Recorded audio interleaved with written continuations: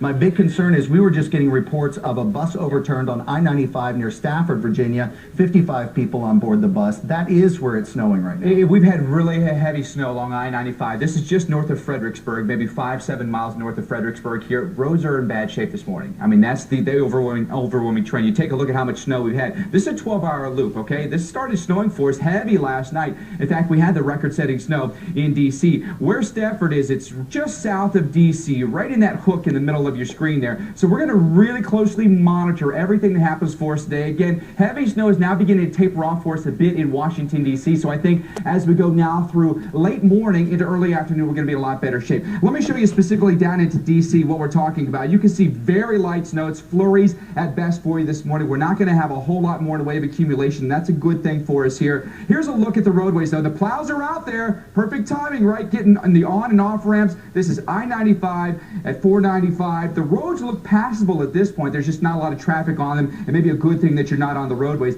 That low, it is exiting. It's going to slide its way farther east. We still have that very strong northerly component to the wind, though, so it stays chilly for us. Flurries off and on through the afternoon for us in D.C. Richmond again later on today. We could see some additional accumulation. It's not going to be much more through today. You're going to see maybe a ½ inch in some places, but again, it begins to taper off. What I'm looking forward to, though, is Thursday.